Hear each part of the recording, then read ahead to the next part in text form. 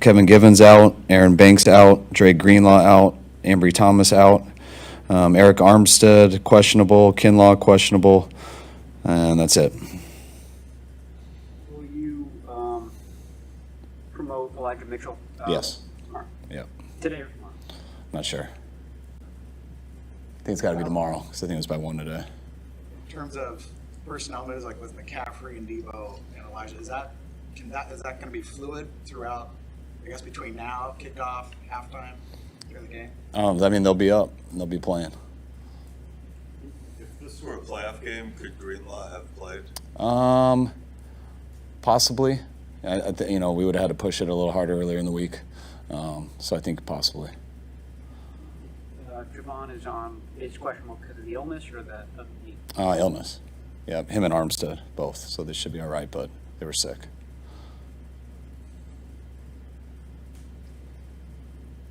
We saw Clea Davis out there with the scout teamer of the week. I mean, that suggests that he's looking pretty good out there. What are the chances that he could be activated from NFI? I think that we'd have to have some injuries. And it wasn't something we were thinking about. We just want to get his practice window back, and he's definitely looked good enough to go to where if there were some injuries, it was definitely an option for us. But it's been good to see him these few weeks. He's gotten better each week, and this week we had the role of playing JJ. So he's got to do a bunch of stuff like JJ, and he did a hell of a job doing it.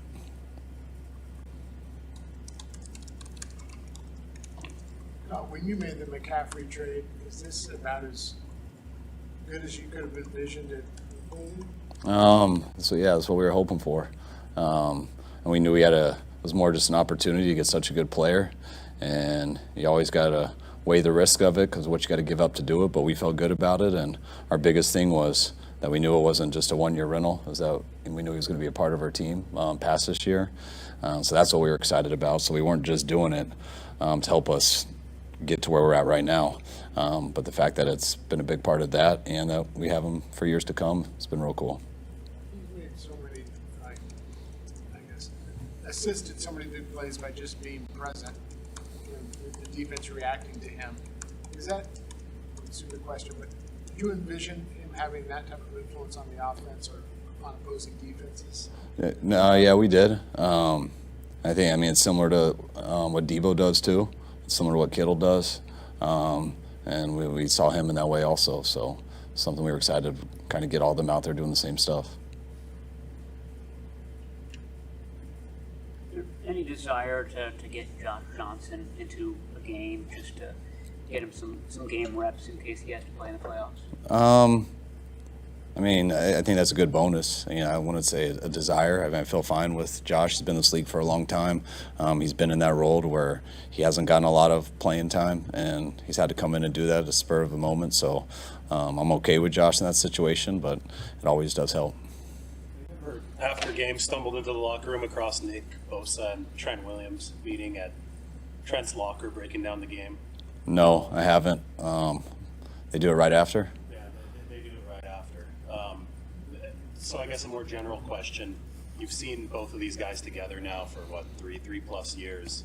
Maybe the best player on both sides of the line of scrimmage in the league. How, for a team that prides itself and centers itself on both lines of scrimmage, how much of a benefit has it been to have both of those guys kind of as a brain trust for the team? It's huge. One, they're two of the most talented guys, two of the best players, but it doesn't surprise me at all that they do that. They're both very similar, and how they carry themselves, how they look at the game. They're both extremely smart.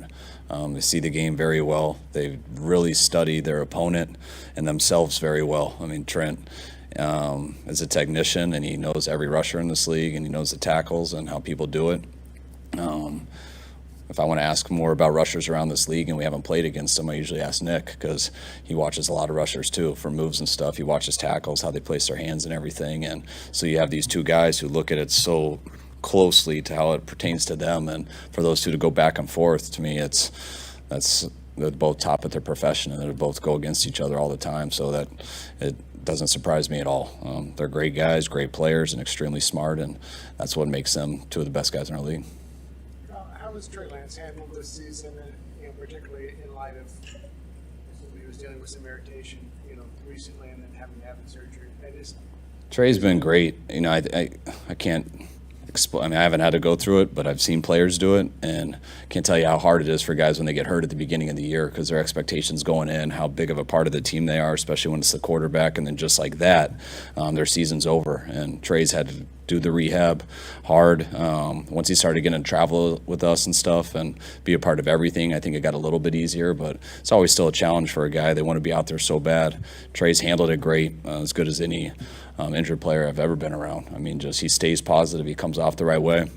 But I know it's a challenge for him. Having to get the new surgery, I don't think that hasn't been a surprise for us. We've known that for a little bit, and we also knew that was we knew there was a high chance of that happening anyways. When he went into it, he broke a bone, and the first thing was they had to fix that break.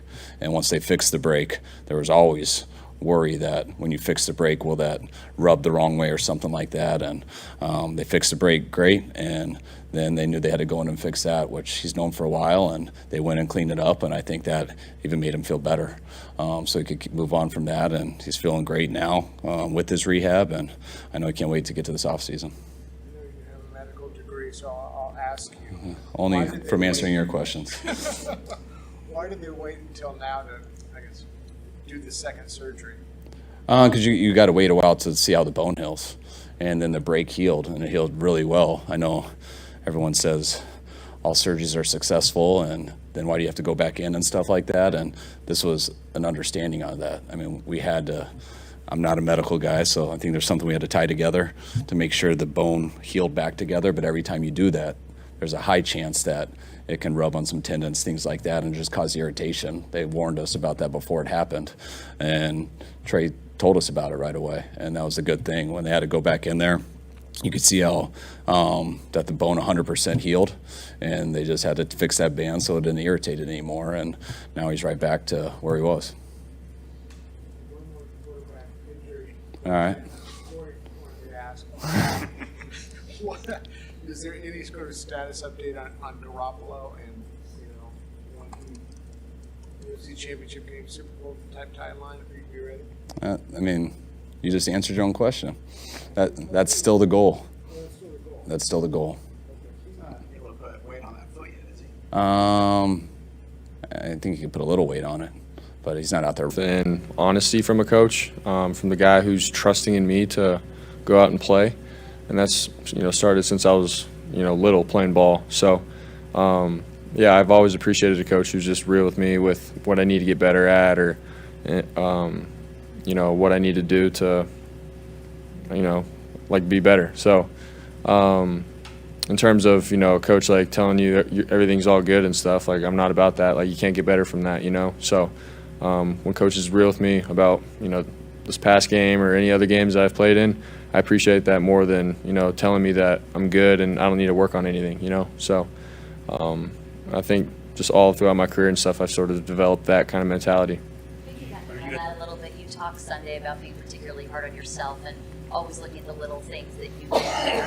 Was that something that started when you were very, very young as well, or how did that develop? Yeah, same thing. I think my dad had a lot to do with it too.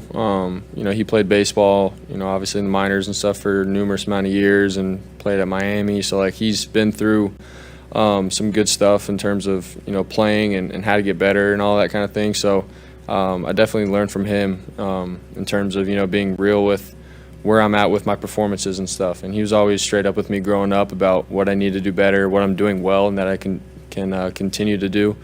So I feel like that's sort of where it has come from, but it's something that I've always had, and I'm not planning on changing anytime soon. You feel like you know what Kyle's going to say to you before he says it? Yeah, I feel like I do.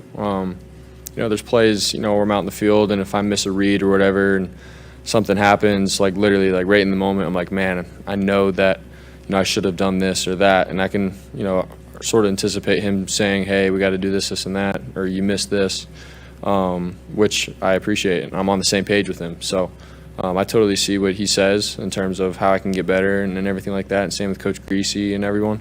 So I'm never a guy who has my wall up and, you can't tell me anything. I have to learn it on my own. I definitely love, hearing feedback from my coaches. So. It was a tie game and 6 minutes left. We were down around the 10-yard line. I just wanted to ask you about 2 plays, and were these examples of like you kind of immediately knew? All right, Kyle's going to mention this. The first down with like Croft, it can't come open and you threw to Ayuk, and then the third down, should you try to hold the guy who was covering Jennings? Did you not hold him long